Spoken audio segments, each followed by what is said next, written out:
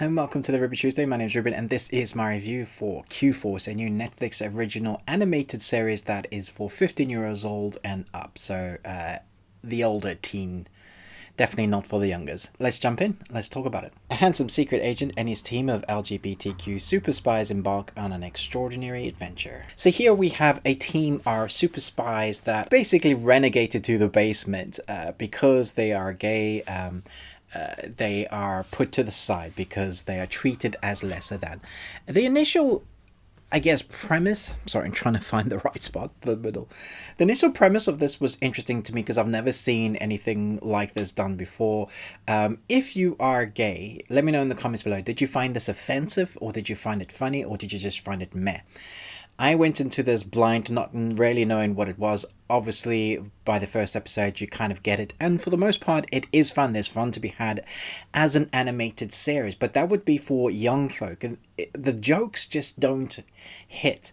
And I'm trying to figure out whether that's because I'm not gay or whether it's just because the writing's bad. So I went and had a look at people's responses to this series now that I've seen it. And I have to say the responses haven't been good. But I would love to know in the comments before I get stuck into the review further, if you've seen this and what you thought about it if you are gay. I think it'll be an interesting conversation to have. The animation series itself has been done with great care and expertise.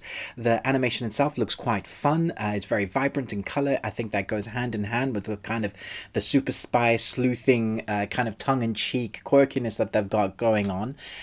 We'll talk about the dialogue and the terrible jokes in a minute, but for the most part the animation itself looks great, and to kind of complement that we have a whole host of really great voice acting, and I feel like the voice actors have really done a great job with what they've been given. David Harbour, for example, he's in like 10 episodes. They've done really great with what they've been given. You get the influxes, the nuances of the voice characterizations that they're trying to go for. I was just wondering whether this series would have done better if it was a group of super spies and you had gay people just as part of the team, like multicultural gay people, every walk of life.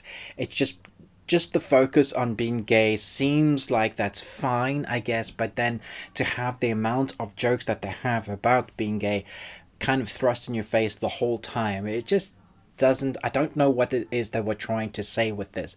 It's a really important message to have across, but to try and do it in this way just feels like it missed the mark.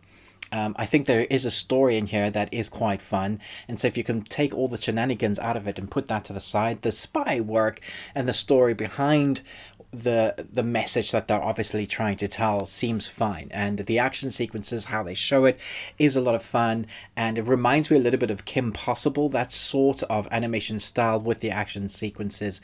It is weird because it's a 15, there's lots of swearing, there's obviously like sex stuff, there's all sorts of things that you would get for an adult animation show, but it's on Netflix, and it does make you feel like it feels like it's for a younger demographic when it totally isn't. It's that sort of tongue-in-cheek humor for a younger group, but it's adult jokes.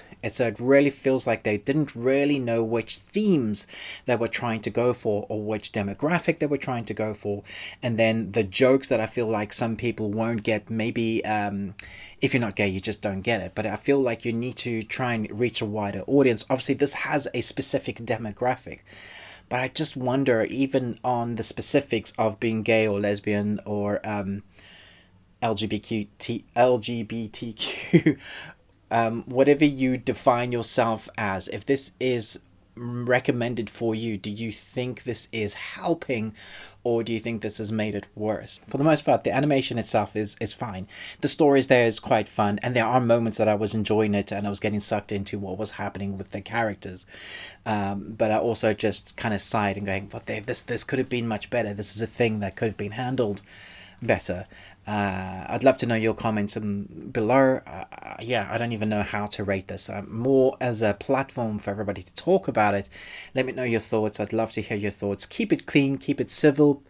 Yeah, if I had to rate it, I'd probably give it a C down the middle, because there is stuff to like here. The animation and the voice work from the actors is good, but the comedy that is there just doesn't seem to hit the mark. although maybe that's just me. So I'd love to hear your thoughts. Thanks so much for watching this, but most of all, until next time, remember, live long and Tuesday.